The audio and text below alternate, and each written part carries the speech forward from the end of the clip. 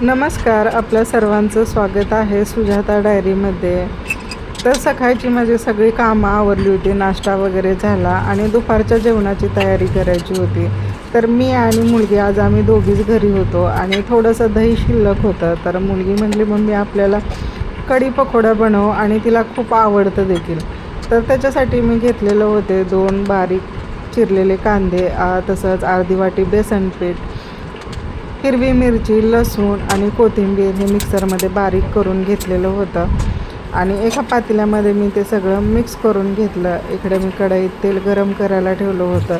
तेल देखील मी थोडंसंच घेतलेलं होतं, कारण आजच्या दिवशी ते तेल संपल तेवढंच तेल वतलेलं होतं. कारण गरम केलेलं तेल मी जास्त वेळ वापरत नाही आहे, त्याच्यामुळे थोडंसंच तेल घेतलं. आणि असे मी छोटे छोटे भजी आहेत ते काढून घेतलेले होते. आणि अर्धा वाटी आणि 2 कांद्यामध्ये भजी देखील खूप जास्त असे बनलेले होते. तर भजी बनल्यानंतर ना गरम गरम मी तिला देखील खायला दिलेले होते. तर ती इकडे किचनमध्ये चक्रा मारत होते. जशी भजी काढली तसे त्यांनी 1-2 असे उचलायला सुरुवात केली. गरम होतं भाजेल म्हणून मी तिला म्हणलं किचनमधनं बाहेर जायला सांगितलं. कारण माझ्या हाताला आत्ताच खूप जास्त असं भाजलेलं होतं. सगळं तेल उडून डायरेक्ट माझ्या हातावर वगैरे आलेलं होतं. तर हाताला खूप भाजलेलं आहे आणि तीच मला भीती वाटते. त्याच्यामुळे मी लगेच काय तळत वगैरे असलं तर मग मी जवळ नाही येऊ देत कोणाला, लांब जायला सांगते. तर ती तिकडे बेडरूममध्ये गेली आणि तिकडूनच मला खूप वेळचं झाला आवाज देत होती. आता इकडे मी पकोडे तळत होती, त्याच्यामुळे तिला म्हणलं ठीक आहे चालेल येते. मी तिकडे बेडरूममध्ये गेले तर जणू तिच्या पोटावर छान अशी झोपलेली होती. तर जणू आहे जास्त करून त्यांच्यापाशी जात नाही आहे. किचनमध्ये मी काम वगैरे करत असेल तर ती माझ्याजवळच असते. आणि आज माझं देखील लक्षच नव्हतं की माझ्या इकडे जणू नाही आहे म्हणून. आणि त्याच्यासाठी मुलगी आवाज देत होती की मी बघायसाठी की जणू कुठे आहे. आता जणूला असं तिच्या पोटावरही वगैरे झोपलेलं पाहिलं तर मलाही तिच्याजवळ जाऊन बसू वाटलं. मग मीही गेली, थोडीशी जणूसंगती छान अशी मस्ती केली, बसले. बाहेर खूप असा पाऊस होतो आहे आणि सगळं थंड असं वातावरण झालेलं आहे. त्याच्यामुळे जणूला पण खूप असा कंटाळा आलेला आहे. सगळेजण आळसूनच गेलेले आहेत. तर इथं जणू आहे तिच्या कुशीत झोपते, त्याच्यामुळे तिला देखील छान अशी ऊब लागते. तर आता त्यांना म्हटलं की नाही ठीक आहे चालेल, आता तुम्ही दोघी हे इथंच झोपून राहा आणि आता मला किचनमध्ये जाऊ द्या, कारण माझा स्वयंपाक आहे तो अर्धाच राहिलेला आहे.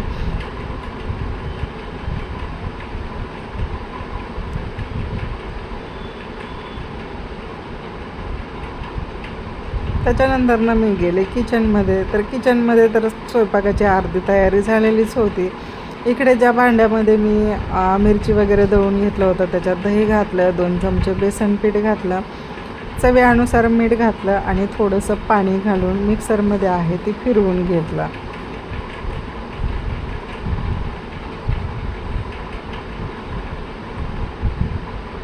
तर जेवढी कढी बनवायची तेवढंच हे करायचं होतं, तरी देखील हे थोडंसं घट्टच झालेलं होतं. त्याच्यामुळे त्याच्यात थोडंसं मी अजून पाणी घातलं आणि ज्या पातेल्यामध्ये भजी तळायला पीठ मळलेलं होतं त्याच्यातही मी थोडंसं पाणी घातलं आणि ते हे चांगलं पातेलं धुवून ह्याच्यात घालून घेतलं.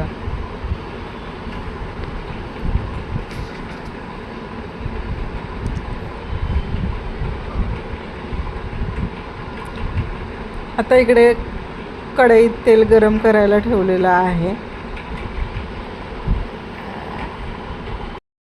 आता थोडा गॅस बंद केला होता, त्याच्यामुळे तेल देखील थोडंसं थंडच झालं होतं. पुन्हा गॅस चालू केला. आता कढी बनवायला बघितलं तर पहिलं माझ्याकडे कढीपत्ताच नव्हता. कोथिंबीर तर खूप सारी होती पण कढीपत्ता 2-4 पानं देखील सापडलीच नाही. तर म्हणलं ठीक आहे चालेल. मग काय तेलामध्ये टाकली मी जिरी, तळलेली हिरवी मिरची आणि हळद. तर हे सगळं मिक्स करून घेतलं आणि वरून घातलं मी ताक.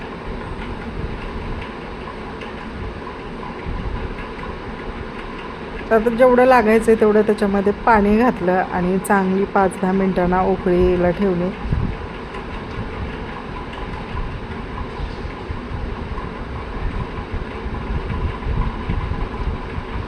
तर जसं कढीला उकळी फुटली की त्याच्यामध्ये मी घातले पकोडे. आता पकोडे हे 10 मिनटं चांगले शिजवून घ्यायचे. तर त्याच्यामुळे पकोड्यांना चव देखील छान उतरते, आंबट तिखट असे लागतात. तर कढी चांगली उकळली आणि पकोडे घालून मग 10 मिनटासाठी मी तसंच गॅसवर ठेवलं.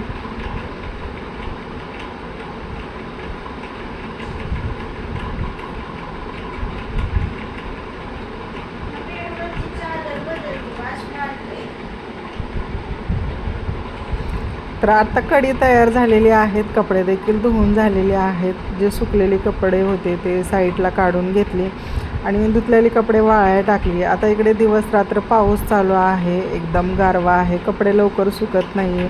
त्याच्यामुळे ना गॅलरीत जी कपड्याचं स्टँड होतं ते मी हॉलमध्ये नेऊन ठेवलं होतं, कारण तिकडे 24 तास दोन्ही पंखे चालू असतात. त्याच्यामुळे कपडे लवकर सुकतात आणि कपड्यांची वास देखील येत नाही आहे.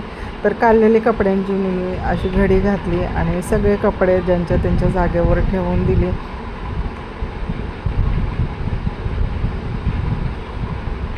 आता मी काम करते आणि माझ्या कामाच्या मध्ये जनू आणि बेला येणार नाहीत असं तर होणार नाही. इकडे मी काम करते आणि जनू माझ्या पायाच्या मध्ये येते. आता तिलाच मी ठेचकाळून ना जोरात मी पडली असती त्या बेलाच्या अंगावरती. बेला माझ्या पायापाशीच होती.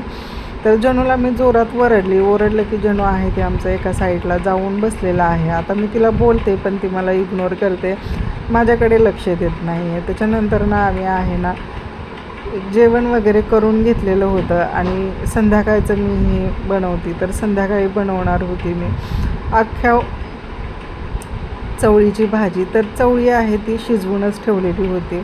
तर आता फोडणीसाठी थोडंसं तेल घेतलं, त्याच्यात कढीपत्ता, लसूण घातला, एक मोठा कांदा आहे तो बारीक चिरून घेतलेला होता तो घातला. त्याचा कलर चेंज होईपर्यंत, ब्राऊन होईपर्यंत तळून घेतला.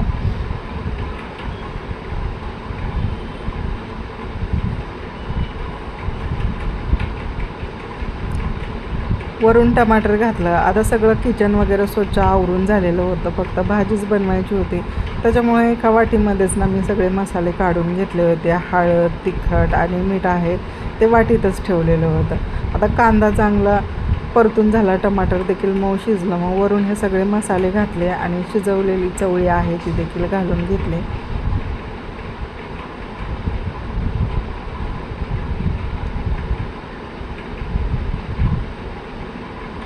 तर मीठ थोडंसं कमीच असेल म्हणून वरून मीठ देखील चवीनुसार घातलं आणि पुन्हा भाजी मिक्स केली.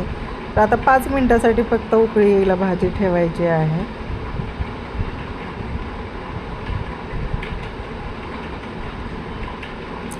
तर भाजीला उकळी फुटली, त्याच्यानंतर ना घातली मी बारीक चिरलेली कोथिंबीर आणि ताट झाकून 5 मिनटासाठी तसंच ठेवून दिलं.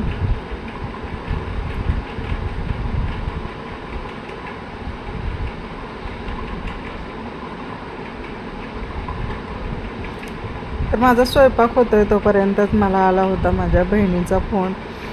तर तिचा फोन आल्यानंतर ना आम्ही खूप वेळचं आहे ते बोलत बसत असतो. इकडं उसळ माझी पूर्ण तयार झालेली आहे. त्याच्यानंतर ना आम्ही जेवण वगैरे केलं आणि तिचा फोन आला होता. तिला सांगितलं मी थोड्या वेळाने फोन करते. तर जेवण झाल्यानंतर ना तिला फोन केला आणि आम्ही फोन झाल्यावर आम्ही 1 तासभर तरी बोलत होतो. तर तिने फोन एकदम ती म्हणजे रडत होते आणि खूप म्हणजे दुःखी होती, म्हणजे ती अशी रडत होती की नाही आहे. आणि तिच्यापाशी गेले होते माझे वडील. तर आई आणि वडिलांची दोघांची भांडण झालेली होते. त्याच्यामुळे आई आहे ती तिच्याकडे आलेली होती आणि तिच्याकडे आल्यानंतर ना 2-3 दिवसामध्येच तिचा चुलत भाऊ आहे तो वारला होता. मग ती त्यांच्या मैतीला गेली होती आणि तिथं गेल्यानंतर ना लगेच माघारी आली. पण दुसऱ्या-तिसऱ्या दिवशी वडील तिथे गेले आणि वडिलांना सांगितलं की नाही आई तिच्यापाशी आहे. तसं मी वडिलांना सांगितलं होतं की नाही माझ्याकडे मी घेऊन येणार आहे, पण मी तिकडे गेलीच नाही आहे. त्याच्यामुळे वडील मग बहिणीपाशी गेले आणि बहिणीला आवडत नाही आहेत वडील तिच्याकडे गेलेले वगैरे, तिला नाही आवडत ते. कारण काय प्रत्येकाच्या आयुष्यामध्ये काहीतरी अशा गोष्टी घडलेल्या असतात, त्याच्यामुळे आपण कुठल्या तरी माणसाबद्दल चीड निर्माण होतो आणि तिचं तसंच झालेलं आहे. ती वडिलांसंगती आणि बाकीचे जे कोणी नातेवाईक आहेत त्यांच्या संगती म्हणजे खूप चीड येते तिला. कारण तिच्या आयुष्यात खूप अशा वाईट गोष्टी घडून गेलेल्या आहेत, ज्या टायमिंगला आपल्याला जो आधार असतो, आपले आई वडील किंवा भाऊ वगैरे असतात आणि त्या टायमिंगला आपल्याला एकटेच सोडतात आणि आपली मदतीला येत नाही आहेत. आणि ते लोक आपल्या समोर आले की मग तिला खूप मनस्ताप होतो. तर आज वडील तिच्याकडे त्याच्यासाठीच गेलेले होते आणि तिने मला ह्याच्यासाठी फोन केला होता की वडिलांना सांग की तुम्ही इथे थांबू नका, तुम्ही इथून घरी जावा म्हणून. तर त्याच्यानंतर मी वडिलांना सांगितलं की नाही, तुम्ही कशाला तिच्याकडे गेला, कारण तुम्हाला माहिती आहे तिला खूप त्रास होतो म्हणून, तुम्ही जावा. तर वडील म्हटले नाही, मी असंच सहज आलो आहे म्हणून. तर मग वडिलांसंगी तू खूप वेळची भांडत होती, बोलत होती, जे काही तिच्या आयुष्यात झालं त्याच्याबद्दल त्यांना ऐकवत होते. आणि तिचं हे सांगणं होतं की तुमचं आता खूप वय झालेलं आहे आणि आईचं देखील वय झालेलं आहे. आता तिला देखील पहिल्यासारखं सगळ्या गोष्टी सहन होत नाहीत. दारू पिऊन हाणमार करणं किंवा शिव्या देणं, तसं वयाच्या मानाने म्हणा खूप मोठ्या गोष्टी ह्या आहेत. तर तुम्ही तर मला म्हणजे कधी आयुष्यात साथ दिलेली नाही आहे, पण आता ती आहे जी तुम्हाला साथ देऊ शकते किंवा तुम्ही तिला देऊ शकताय, आम्ही नाही आहे. तर तुम्हाला माझा आजचा हा ब्लॉग कसा वाटला नक्की कमेंटमध्ये सांगा. Bye, thank you.